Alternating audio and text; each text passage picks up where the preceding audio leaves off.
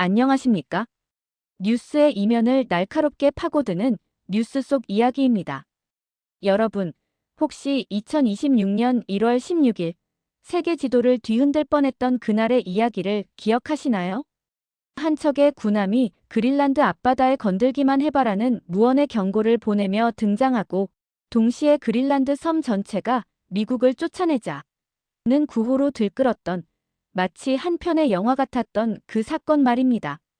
오늘은 그 긴박했던 순간들을 되짚어보며 트럼프 시대의 힘의 논리가 국제 질서와 동맹 관계를 어떻게 뒤흔들었는지, 그리고 이에 맞선 북유럽 국가들의 전례 없는 군사적, 외교적 결집이 무엇을 의미했는지 심층적으로 파헤쳐봅니다. 채널명 뉴스 속 이야기, 지금 바로 시작합니다. 바다 위를 가르는 북극 순찰함, 그리고 증원된 병력들.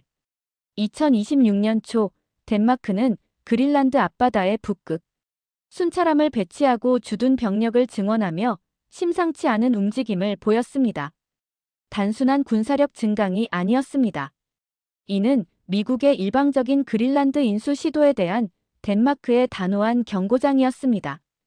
덴마크는 그린란드의 주권을 수호하겠다는 강력한 의지를 군사 행동으로 보여주며 국제사회에 이 문제의 심각성을 알렸습니다. 이러한 덴마크의 신속한 군사적 대응은 전 세계에 큰 파장을 불러일으켰습니다. 과연 덴마크가 단독으로 미국의 압박을 견뎌낼 수 있을지에 대한 회의적인 시선도 있었으나 덴마크는 그린란드의 전략적 가치와 역사적 유대감을 결코 포기할 수 없다는 입장을 분명히 했습니다. 북극 순찰함이 차가운 북극해를 가르며 위용을 과시하는 모습은 그린란드의 평화와 안정을 지키려는 덴마크의 확고한 의지를 상징적으로 보여주었습니다. 그린란드는 북극 항로의 핵심이자 막대한 광물 자원을 품고 있는 전략적 요충지입니다. 그렇기에 도널드 트럼프 당시 미국 대통령은 그린란드를 미국의 국가 안보에 필수적인 영토로 간주하고 필요하다면 군사력을 동원해서라도 그린란드를 장악하겠다는 뜻을 공공연히 내비쳤습니다. 트럼프 행정부는 그린란드의 희귀 광물과 지정학적 위치가 미국의 미래 안보에 결정적이라고 주장하며 이 지역이 잠재적으로 러시아나 중국의 영향력 아래 놓이는 것을 막아야 한다고 강조했습니다. 이러한 미국의 강경한 태도에 덴마크는 홀로 맞서는 것이 아니라 놀랍게도 유럽의 동맹국들과 함께 군사적 결집을 이뤄냈습니다.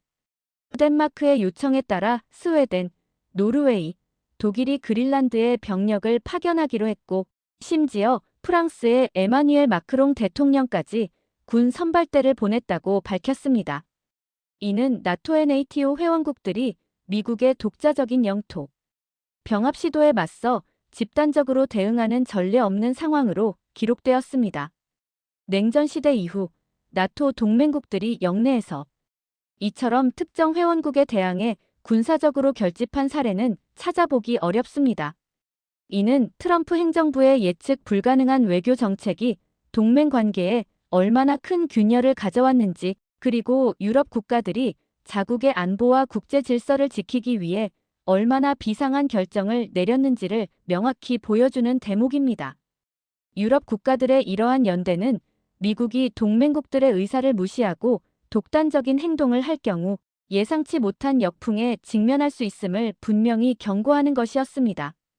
특히 북극 지역에서의 평화와 안정을 중시하는 스칸디나비아 국가들에게 미국의 이러한 태도는 지역 안보에 대한 심각한 위협으로 받아들여졌고 즉각적인 군사적 협력을 이끌어내는 동기가 되었습니다. 덴마크와 유럽 동맹국들의 이러한 단호한 움직임은 미국의 강경한 태도에 대한 강력한 메시지였습니다. 마치 건들기만 해봐, 가만두지 않을 거야라는 경고를 군함의 포신을 통해 전달하는 듯 했습니다. 이처럼 군사적 긴장감이 고조되는 상황에서 그린란드 내부에서는 또 다른 반향이 일고 있었습니다. 바로 그린란드 주민들의 강력한 반미 여론이었습니다. 그린란드 자치정부 수반인 옌스 프레데리크 닐센은 그린란드는 미국의 소유물이 되기를 원치 않는다고 단호히 밝히며 주민들의 뜻을 대변했습니다. 그는 그린란드의 미래는 그린란드 주민들 스스로 결정할 것이며 그 어떤 외부 세력의 간섭도 용납할 수 없다고 강조했습니다. 그린란드 주민들은 미국의 식민지가 될 수 없다며 미국의 인수 시도에 강하게 반발했습니다.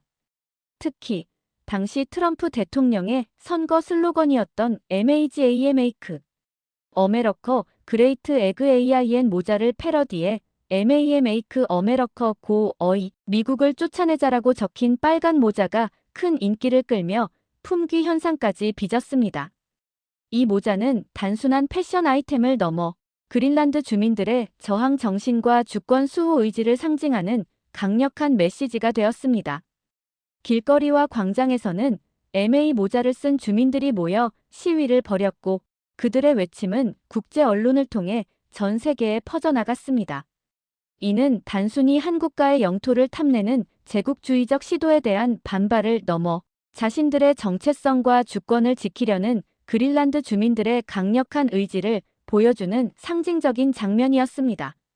그들은 자신들의 미래를 스스로 결정할 권리가 있음을 전 세계에 천명했고 그 외침은 미국을 쫓아내자는 강력한 구호로 메아리 쳤습니다.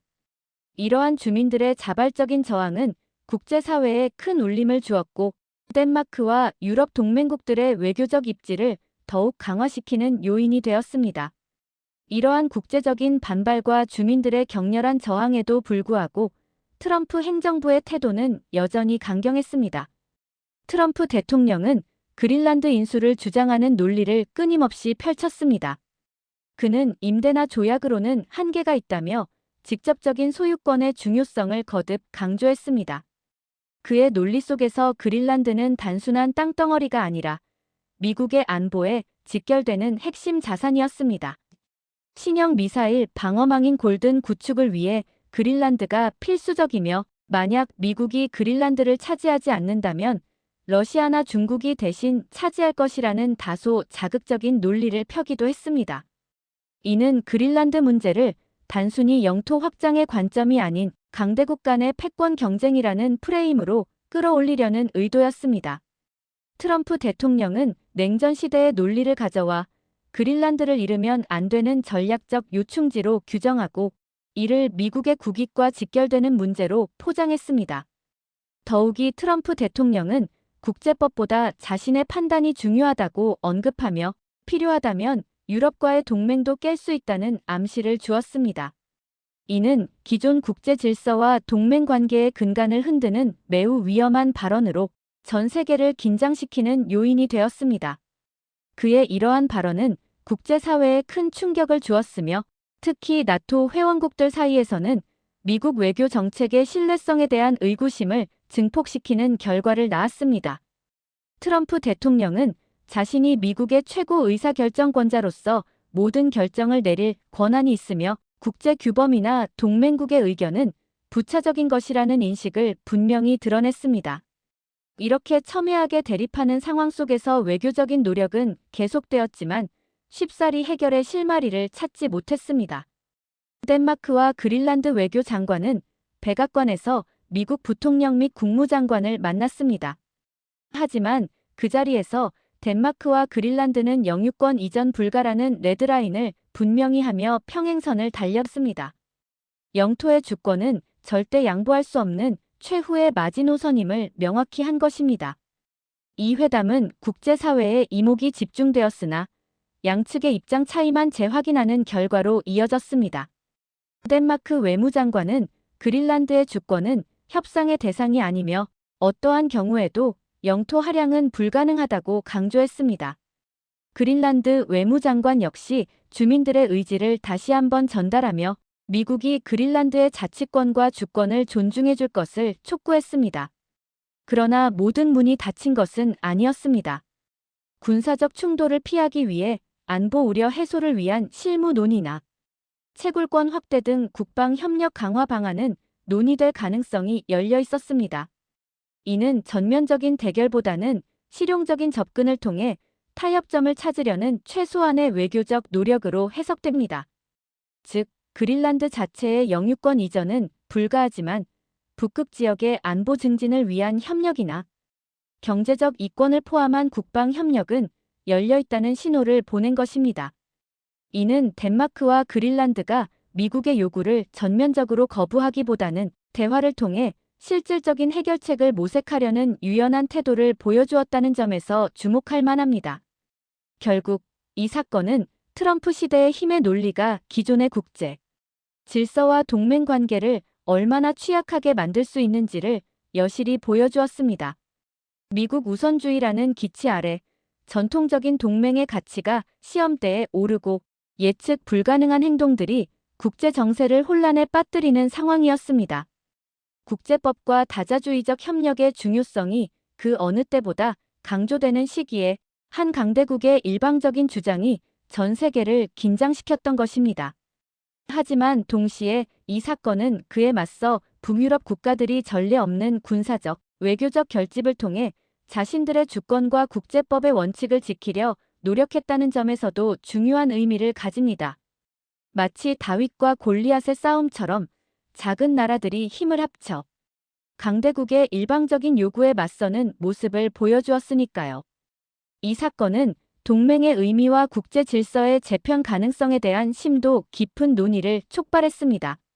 나토 내부에서도 트럼프 대통령의 발언에 대한 우려와 함께 동맹 관계의 중요성을 재확인하는 목소리가 터져 나왔습니다. 이는 동맹이 단순한 군사적 협력을 넘어 가치와 원칙을 공유하는 공동체임을 다시 한번 일깨워주는 계기가 되었습니다. 우리가 이 사건을 통해 얻을 수 있는 교훈은 무엇일까요? 국제사회는 여전히 힘의 논리가 지배하는 곳이지만 동시에 국제법과 동맹, 그리고 연대라는 가치가 무시할 수 없는 영향력을 가진다는 점입니다. 덴마크와 그린란드가 보여준 단호함, 그리고 유럽, 동맹국들의 연대는 약소국도 주권과 자결권을 지킬 수 있다는 희망의 메시지를 던져주었습니다. 국제관계에서 오직 힘만이 통하는 것은 아니며 정의와 원칙이 여전히 중요한 가치로 작용한다는 것을 이 사건은 명백히 보여주었습니다.